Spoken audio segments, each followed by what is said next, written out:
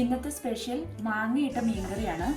ഇതിനായിട്ട് ഞാനിവിടെ 1/2 കിലോ മീൻ കഴുകി വൃത്തിയാക്കി ചെറിയ കഷ്ണങ്ങളാക്കി ഞുറുക്കിയെടുത്ത് വെച്ചിട്ടുണ്ട്. ഒരു മാങ്ങ തൊലി കളഞ്ഞ് നീളത്തിൽ അരിഞ്ഞെടുത്ത് വെച്ചിട്ടുണ്ട്.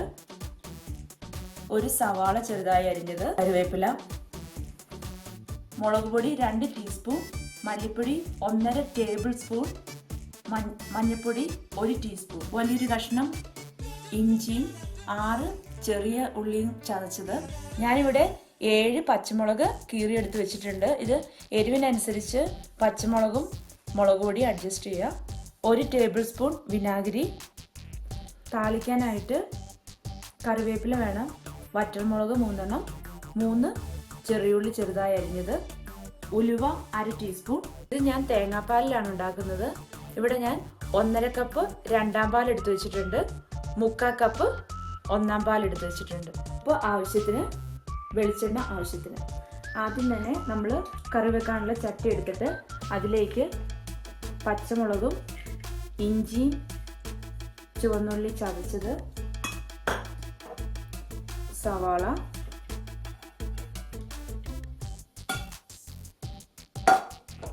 കറിവേപ്പില, മുളക് പൊടി, മഞ്ഞൾപ്പൊടി, മല്ലിപ്പൊടി,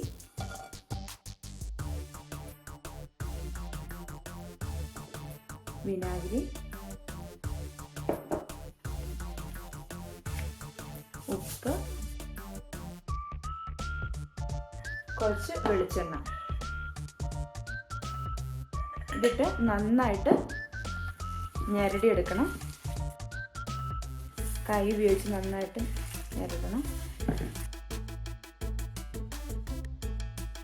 ഇപ്പം ഇത് നന്നായിട്ട് ഞെരടി എടുത്തിട്ടുണ്ട്. ഇനി ഇതിലേക്ക് രണ്ടാം പാൽ ഒഴിച്ചു കൊടുക്കാം. ഇനി ഇത് തിളയ്ക്കണം. ഇത് തിളച്ച് തുടങ്ങുമ്പോൾ നമുക്ക് മാങ്ങയും മീനും കൂടെ ഇടാം.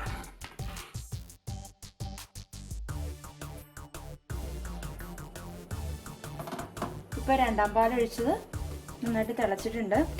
ഇനി ഇതിലേക്ക് മാങ്ങയും മീനും ഇട്ട് കൊടുക്കാം.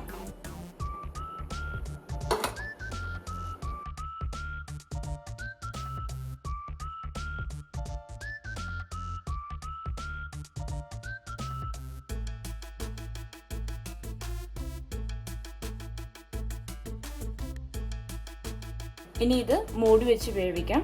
ഇടയ്ക്കൊന്ന് ചുറ്റിച്ചു കൊടുക്കണം. ഇതൊരു 15 മിനിറ്റിനുള്ളിൽ റെഡിയാവും.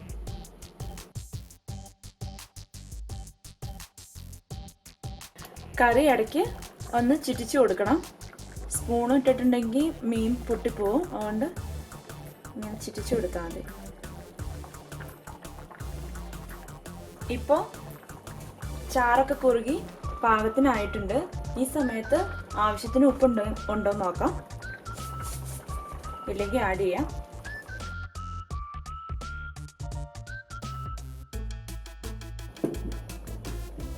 ഇനി ഇതിലേക്ക് തലപ്പാൽ ഒഴിച്ചു കൊടുക്കാം.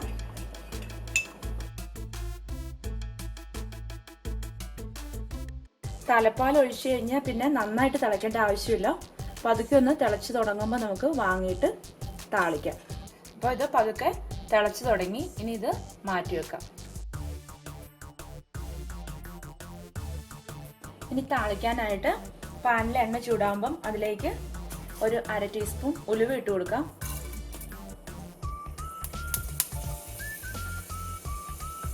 ഇനി ഇതിലേക്ക് ഉള്ളി ഇട്ട് കൊടുക്കാം. ഇപ്പോൾ ഉള്ളി മൂത്തിട്ടുണ്ട്. ഇനി ഇതിലേക്ക് വറ്റൽമുളക് ഇട്ട് കൊടുക്കാം.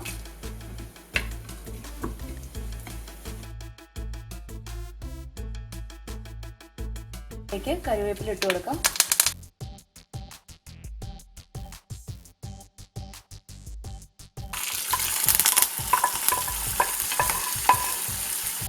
ഇപ്പം മാങ്ങ ഇട്ട് വെച്ച മീൻകറി റെഡി ആയിട്ടുണ്ട്.